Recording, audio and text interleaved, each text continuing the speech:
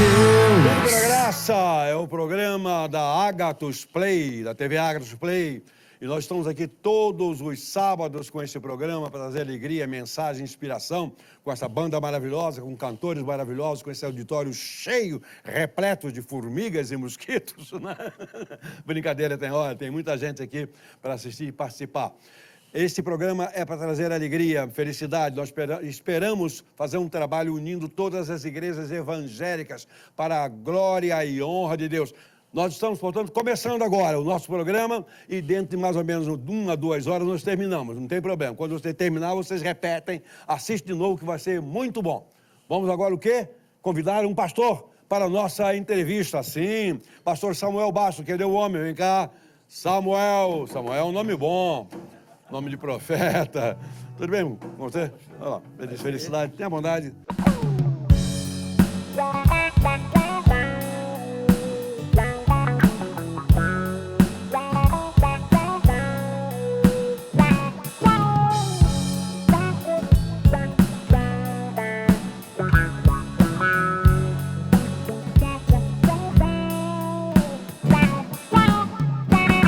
Você é casado? Sim, pastor. Quantos filhos? 2. Ah, pensei que fosse uma dúzia. Não, porque pastor não. pentecostal normalmente tem bastante filhos. Não, mas eu não tenho vocação para ser Não jacó, tem, não. não, mas é o seguinte, porque você como pastor pentecostal, com muitos filhos, você vai a presidente e depois coloca um filho em cada igreja.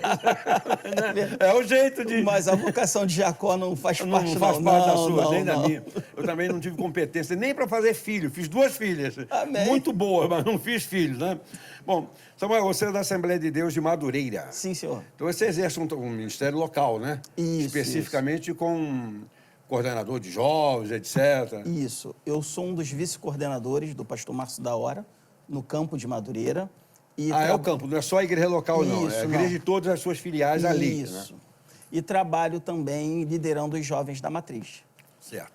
A Juventude da Matriz, que é ali em Madureira mesmo, né? Isso, E a isso sede. Aí também é a sede da convenção, né? Sim, sim. Convenção da... Sede da convenção estadual e hoje ela é sede histórica do Ministério de Madureira. Uma vez que a sede agora de Madureira fica em Brasília, né? A Sede fica em nacional. Brasília. Mas nesse trabalho seu aí, especialmente com os jovens, o que você acha da juventude hoje evangélica? Deus tem sido sempre bom, né? A Bíblia diz que todo aquele que busca Deus de todo o coração o encontra.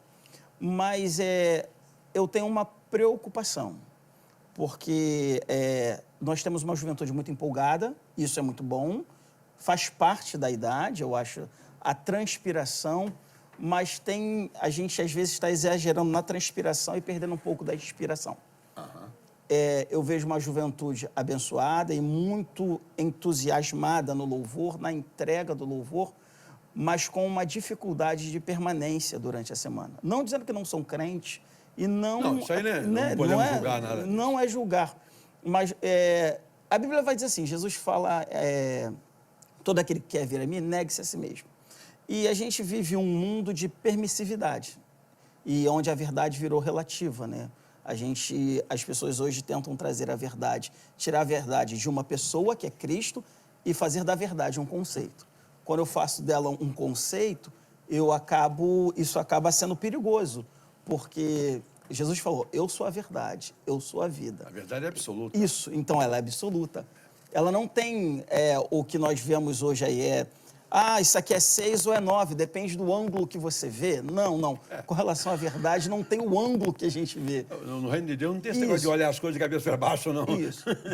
Então, assim, eu vejo uma juventude muito engajada, porque a comunicação, a internet, rede social... A música também cresceu muito, né? Sim, a produção sim, musical, muito. etc. Mas a nossa dificuldade, às vezes, é a questão de, por exemplo, nós fazemos congresso, como todas as igrejas, todo ano, e a gente precisa, claro que começa a se mapear, mas eu vejo jovens que se reconciliam nesse congresso, no próximo ano eles estão voltando de novo e se reconciliando. Então, essa é a dificuldade de permanência de muitos. Não estou dizendo aqui sendo... Pastor, isso não é uma coisa da sua igreja em particular, sim. Isso é geral. Isso. Ou seja, as igrejas evangélicas no Brasil e no mundo, só que no mundo elas já vêm praticando essa flexibilização há mais tempo. E isso está significando morte das igrejas. A Europa acabou, o evangelho na Europa acabou. Isso. Os Estados Unidos está em declínio, sincero, e no Brasil também. Isso. Hoje nós temos práticas, digamos assim, devocionais nas igrejas e cultos mesmo no todo, que me arrepia. Não tinha nada mais ou menos. Tinha que ser sim, sim, não, não, certo? Certo. Era crente, crente, não tem mais ou menos crente, certo? E música era uma coisa séria, era harpa cristã e cantor cristão. Isso. Certo? E tinha os cenários especiais onde se cantava música de coros, etc. Hoje, tem igreja que não canta um hino da harpa cristã, nem do cantor cristão, rapaz. É verdade. Tanto batistas quanto assembleias. De todas né? as denominações. Isso. Tem algumas... Assim, qual é a grande questão? Eu não sou contra a modernização. Não, né? de jeito nenhum. Eu tenho 44 anos e, assim, sou cristão desde berço. Então, meus avós... meus avós foram pastores, né? Hoje já estão na eternidade. Meu pai é pastor. Então, assim, eu venho de uma geração... Eles pegaram a primeira geração da Assembleia de Deus. Então, assim, eu costumo falar, às vezes, com os jovens, porque os jovens, eles querem novidade o tempo todo. E não tem problema. Não tem. E a gente... qual a grande dificuldade, às vezes, que eu vejo na igreja com relação à juventude? A gente tem... Toda geração vai ter os seus costumes. E toda geração... A doutrina bíblica é uma só, a palavra de Deus permanece para sempre. Mas estão flexibilizando até as doutrinas. Isso, mas assim, igual uma vez um garoto veio falar comigo e ele falou, não, porque na igreja tal não tem isso. Aí eu falei assim, quantos anos tem a igreja tal? Eu falei, tem uns 15 anos. Eu falei assim, então, peraí, daqui um tempo, quando passar 30, 40 anos, você vai ver conflito geracional.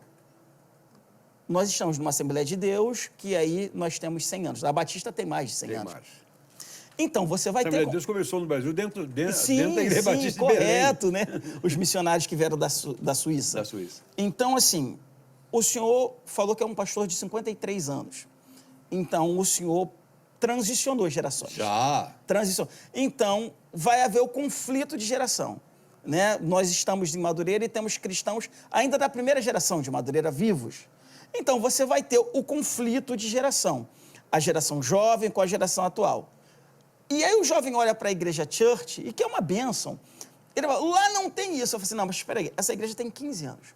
Quando ela transicionar, quando ela fizer 30, 40, 50 anos, essas pessoas que estão hoje, são novas, elas vão ter 50, 60 anos. E aí você vai ter o conflito. Por causa disso, pastor Samuel, é que muitas igrejas novas estão sendo criadas exatamente para ter um conteúdo, uma maneira de ser, para agradar essa juventude. Sim. Mas será que vão se firmar como igreja? Aí que está a coisa. Assim, eu creio, pregando a palavra de Deus, há continuidade, né? No entanto, a questão é que daqui a um tempo, essas pessoas que hoje são jovens e que o pessoal fala, poxa, lá é top, essa igreja vai envelhecer. Envelhecer, eu estou falando, vai ganhar estrada, e vai ter conflito. Essas pessoas que hoje dizem não ter costumes, porque tudo hoje virou religiosidade, né? Tudo, então, assim, o costume... Daqui a pouco, porque cada época tem o seu costume, como eu falei, quando estiver daqui a 40 anos, a geração jovem que estiver nessa igreja vai ter os mesmos questionamentos que a geração atual vai ter. Aí ele vai olhar para a igreja mais recente e vai dizer, lá é o top. Lá é o top, lá E é essa bom. é a questão, nós sabemos essa diferenciação e, ao mesmo tempo, também, a geração mais antiga, saber conectar essas gerações. Não desprezar, porque também temos... alguns que acham que tem que desprezar tudo que é antigo, vamos desprezar, não é assim. desculpa a expressão, a velharia, e vamos ficar só com o novo. Não, uma igreja de tempo, a gente tem que conectar, ligar as gerações. Aí tem que fazer uma coisa boa. Por exemplo, se você for comprar um carro hoje novo, você diz, puxa, eu quero comprar na minha época, eu quero comprar um Fusca. Não, você não vai comprar um Fusca. É verdade. É da sua época, você tem que comprar um carro que se Sim. adequa a esses tempos, certo? Sim. Pastor, obrigado. Daqui a pouco o meu irmão vai dar uma palavra para os nossos corações. Tá? Tá Uma bom. mensagem, é o que nós chamamos de sermonete. Não é mistura de sermão com sabonete, não. É um sermão pequeno, tá? É um sermão pequeno. Vamos lá, música? Não há como te surpreender. Ninguém pode se antecipar a ti. Na infinidade de caminhos que eu posso seguir, em todos tu estás e sabe aonde eu vou. Não há por que temer o amanhã. Quem o escreveu declarou me amar. Se alguém tentar frustrar o meu futuro, só vai me ajudar a cumprir teus planos, Deus, na eternidade. Todo dia é hoje, não posso entender, mas posso adorar o Deus que navega pela minha história. Estava em meu começo, guardando o meu fim.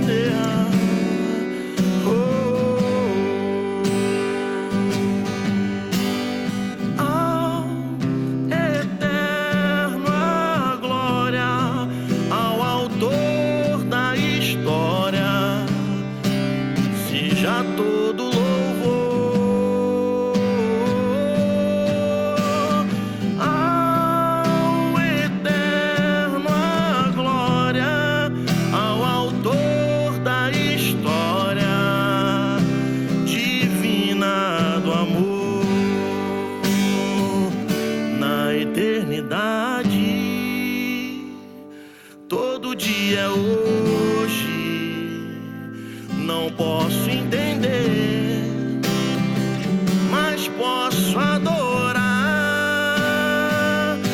o Deus que navega pela minha história. Estava em meu começo, desenhando o fim. Estava em meu começo, garantindo o fim. Estava em meu começo e me espera no fim.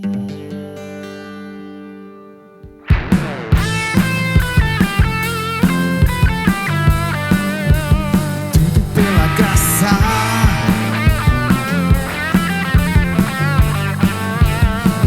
pela graça de Deus. Bom, esses dias do final do ano para cá, todos nós fazemos o cronograma da leitura bíblica. E eu, não diferente, já li a Bíblia toda algumas vezes, porque ela é o nosso alimento, mas de um tempo para cá, às vezes eu demoro mais tempo em alguns livros do que em outros, porque me chama a atenção, a palavra de Deus, a Bíblia diz que ela se renova a cada manhã. É viva, Isso. eficaz. E por se renovar a cada manhã, às vezes ela vai despertando em você algumas coisas que você nunca percebeu nela antes, né? Não é nada novo, não trazendo nada novo, porque a Bíblia permanece para sempre, não há modificação. Mas nos últimos dias, Deus tem falado muito no meu coração a respeito da volta de Israel pós-exílio. Ali quando a gente fala sobre os livros de Esdras, Neemias, Ageu, Zacarias, Malaquias, que fazem mais o livro de Esté. Mais especificamente a passagem de Neemias. Neemias capítulo 1 vai dizer que ele era copeiro do rei. Então ele era responsável por provar todos os alimentos, até para ser o bode expiatório caso viesse alguma coisa envenenada para o rei. Neemias estava ali. E era um bom emprego também, porque ele dava certas regalias, comia do bom do melhor, estava no melhor lugar, a nível de conforto, a nível, quem sabe, de salário, um bom lugar. No entanto, algumas caravanas já tinham voltado, devido à palavra que Deus, para que se cumprisse, o livro de Esdras 1 vai dizer, para que se cumprisse a palavra de Deus, então Deus despertou o espírito de Ciro. E Ciro publica o edito, passa o pregão e permite que os judeus voltem para reconstruir o templo. Volta a primeira caravana com Zorobabel, depois volta outra com Neemias, com Esdras, perdão. E mais à frente, Neemias se encontra no capítulo 1 e ele, provando ali, de repente, ele pergunta, né?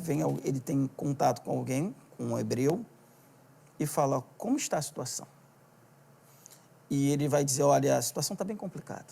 A miséria é muito grande, os muros estão abaixo e está difícil, não está boa a situação. A Bíblia vai dizer que naquele momento o coração de Neemias chora. E ele pede a Deus uma direção. E ele vai servir ao rei, e ele não podia estar triste diante do rei, porque isso era um perigo. E o rei olha para ele e fala assim, você está triste. E logo em seguida a Bíblia, o autor insere, e ele tremeu. Ele falou, nunca estive triste diante do rei. E ele falou assim, olha, isso é tristeza de alma. Vamos conjecturar, olha, Neemias, teu salário está em dia. Você não tem aperto financeiro, você não tem, sua casa está inteira, está tudo legal. E aí o rei fala, e o que você quer? E a Bíblia vai dizer que ele ora logo e ele fala, olha, me permite ir lá na cidade e ajudar e participar do caos. E o rei fala, quanto tempo vai determinar isso? Então eles negociam ali, olha, tal tempo, e Neemias vai. O que tocou meu coração? Primeiro, é a oração que eu tenho feito, né? Eu sei que Cristo é o nosso maior modelo. Paulo vai dizer, sede meus imitadores como eu sou de Cristo. Então, Cristo é o padrão. Mas eu tenho orado a Deus para que me dê um coração como o de Neemias. Um coração que não está preso a nada a não ser a Cristo. Porque tudo que a gente usa hoje para não se envolver no caos é as nossas atividades diárias. Neemias, ao saber da situação, ele poderia falar assim, caramba, complicado, mas não dá para eu largar, eu sirvo o rei. Eu tenho uma posição muito importante, como é que eu vou deixar minha função aqui? Não estou com isso fazendo um convite à irresponsabilidade. Mas ele fala, como é que eu vou largar aqui o rei? Podia falar, como é que eu vou largar? No máximo ele podia falar, olha, eu tenho umas economias, eu vou mandar uma oferta para ajudar, eu vou levantar uma campanha. Não. Neemias quis se envolver no caos. Ele falou assim, eu quero participar, eu quero estar lá. E ele perdeu a paz, ou seja, o vinho do rei, que era tão saboroso, e as iguarias que ele provava, aquilo deixou de ter gosto, deixou de ter sentido, porque tinha algo que era prioridade para Neemias, o reino. Ageu vai falar um pouquinho antes, quando ele desperta o coração do povo para voltar à obra. Ele vai falar assim, olha, é tempo de vocês estarem com a casa bonita e o templo do Senhor ainda não, porque a ordem que Deus despertou o coração de Ciro era que o povo viesse e reconstruir o templo. Então há uma prioridade, a reconstrução do altar. E Ageu solta uma pérola, ele fala assim, olha, vocês têm olhado para muito e têm semeado pouco. Eu sei que às vezes a gente usa essa passagem para dizer, o que você ganha não está dando. Não. Ageu fala, olha, a casa de vocês fala para Zorobabel e Josué. Fala assim, olha, a casa de vocês está bonita. Mais à frente ele fala, e vocês estão olhando para muito e não estão semeando pouco. Por quê? Vocês estão conseguindo talvez até grandes passos, quem sabe, em vida material, em coisas, mas vocês não têm encontrado contentamento nisso. Por quê? Porque a casa de Deus está deserta. Então, já Neemias é diferente. Neemias tinha tudo para não estar triste, tinha tudo para não se envolver, e ele não usa as suas funções como desculpa. Então, assim, a gente não pode hoje, no tempo em que nós vivemos, usar as nossas funções, os nossos afazeres como desculpa para não se envolver no caos. Certo. Não podemos usar as nossas questões, as nossas atividades. Não posso. Eu vou mandar uma oferta. Não, Neemias falou assim, eu quero me envolver. Eu quero estar ali. Existe um hino 212 da harpa, e hoje estou finalizando, que vai dizer assim, eu quero estar com Cristo onde a luta se travar. No lance imprevisto, na frente me encontrar, até que eu possa ver na glória, me alegrando na vitória, onde Deus vai me coroar. Que é muito usado em bandas, né? Isso. Então, o autor fala, eu quero estar ali onde o caos está acontecendo. E hoje, tudo que a gente quer é fugir do caos. E Neemias ensina a gente, não foge do caos. Pede a Deus graça e condição para que você se envolva no caos. Porque a resposta para o caos é a igreja. Deus abençoe a todos em Cristo Jesus. E só para fechar, eu acho que estamos com um rei Ciro novo por aí na praça. Entrando no ar nos próximos dias e uma nova era vem por aí. Mas é o princípio do caminho para a volta de Cristo. Pastor, muito obrigado pela sua mensagem.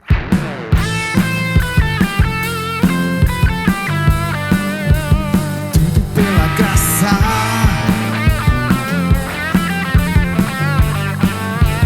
Tudo pela graça de Deus. Alegria estar aqui, querido, te agradecer por esse tempo. E essa canção é uma canção especial que eu compus há muitos anos atrás, num momento muito difícil da minha vida. E aí alguns cantores gostaram muito dela, e especificamente o Paulo César Baruch gravou essa canção, e ela ressoou no Brasil inteiro. Então, vou fazer ela aqui hoje, que ela traz muita esperança ao coração. Eu espero que traga ao teu coração a esperança aí da graça de Deus. Se a minha alma teme o amanhã e o coração não vê teu cuidado, se eu não consigo ouvir a tua voz, ainda assim confiarei.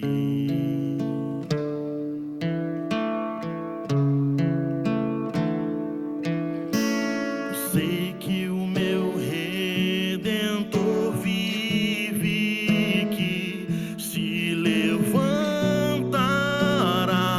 sobre a terra. A tua bondade transbordará meus desertos com misericórdia.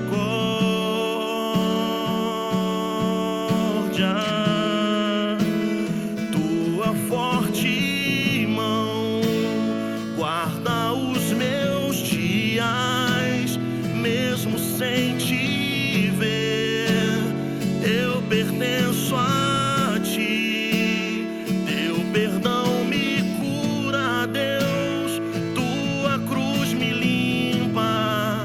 Eu sei que não mereço, mas me amas com amor sem fim. Teu amor não tem fim.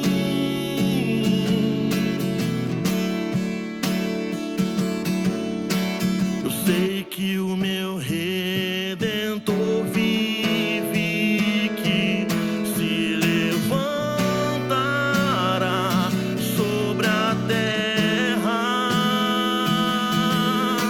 A tua bondade transbordará meus desertos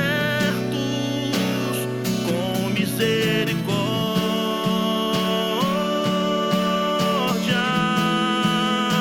A tua forte mão guarda os meus dias, mesmo sem te ver, eu pertenço a ti. Teu perdão me cura, Deus, tua cruz me limpa. Eu sei que não mereço, mas tu me amas com amor sem fim. Oh, com amor sem fim. Sei que me amas de um modo totalmente gracioso, Jesus, com grande amor. A tua forte mão guarda os meus dias, mesmo sem te ver, eu pertenço a ti. Teu perdão me cura, Deus, tua cruz me limpa. Eu sei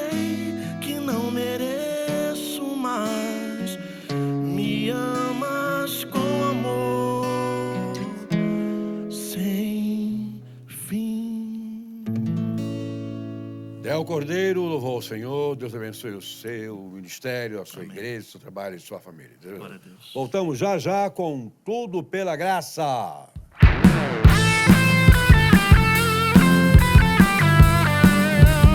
Tudo pela graça.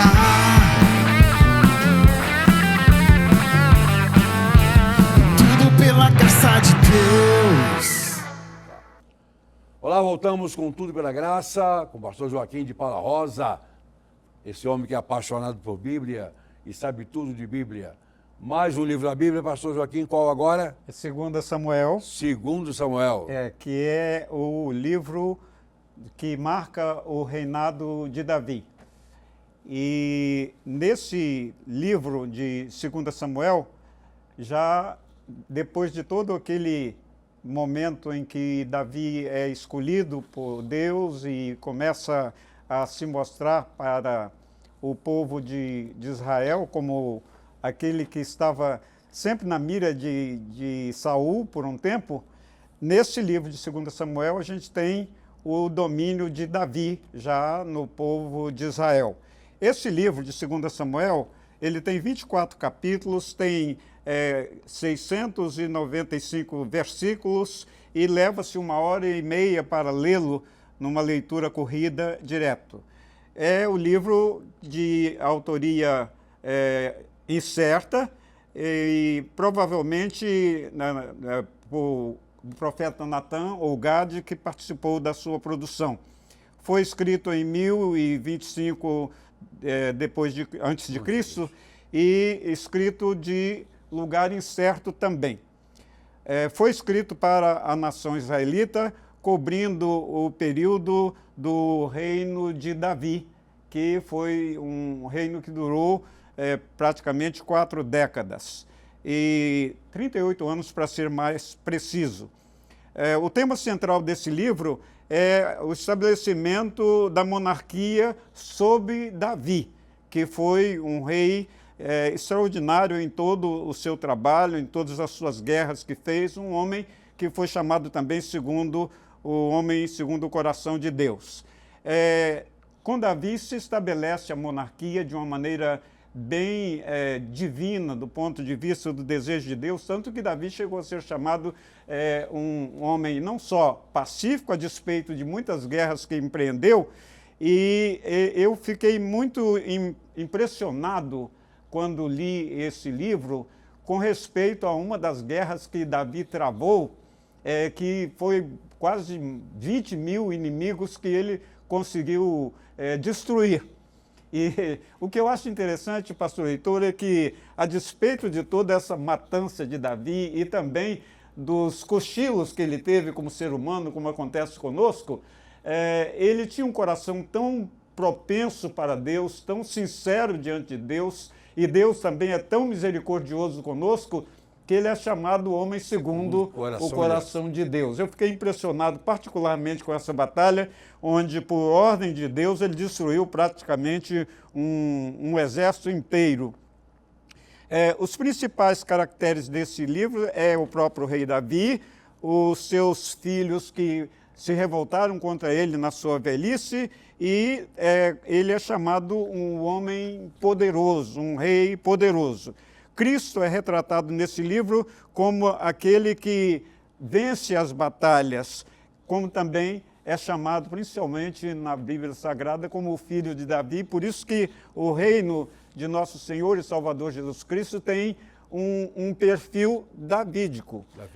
Davi é, de certa maneira, também um personagem que retrata a própria pessoa de nosso Senhor Jesus Cristo, e o próprio Senhor Jesus Cristo se identifica com ele nas diversas gerações. Filho de Davi, né? Exato. Naquelas 14 gerações, 14, 3 blocos de 14, uma delas começa com Davi.